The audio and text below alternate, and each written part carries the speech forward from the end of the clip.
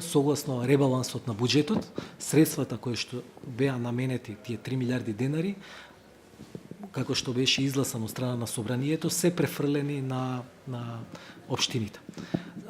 Тамо, согласно на законот, сега се одвива процедура каде што постојат чекори кои што тие треба да ги реализираат. Еве во моментов се на барањето да се утврди износот, односно во законот постоеше можност да општините да бараат откажување од каматите или одреден дисконт. Од кога ќе се заврши тој процес, општините ќе требаат не само што да ги поминат на своите совети, туку на транспарентен начин сите своји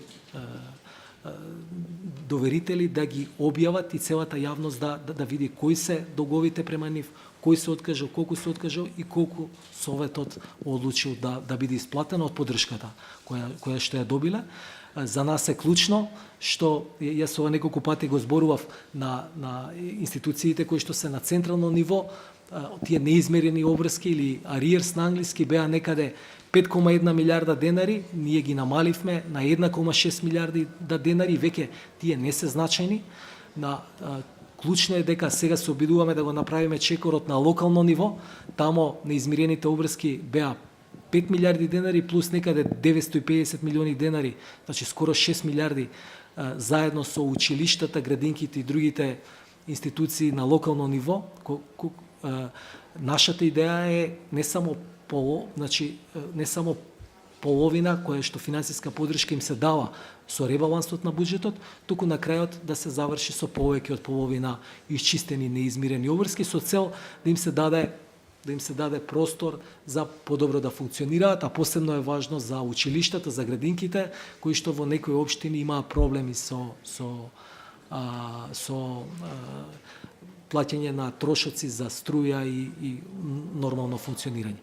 Мислиме дека од кога ќе се заврши овој процес, тие ќе имаат многу подобра фискална позиција.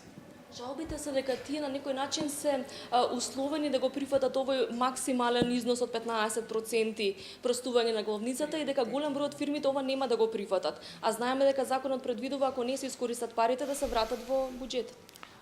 Во законот тоа може да го видите, значи дека тамо стоеше дека да се даде приоритет.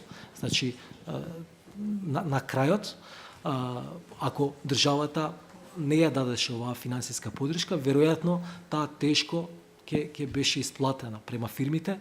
За нас е значајно што веројатно некои околу 3 милиарди денари ќе влезат, значи и ќе чистат стари долгови напластени од многу порано. Тоа ќе биде ликвидност во фирмите која што не само што ќе затвори некои неизмерени обврски, туку фирмите ќе може да ја користат и за унапредување на своите активности, ќе може да ја користат да прават нови активности, да отвараат работни места, да инвестираат во нешто, бидејќи без оваа операција, ако не ја направивме, ако не беа одредени овие пари во буџетот, секако дека тие нема да стигнеат до фирмите.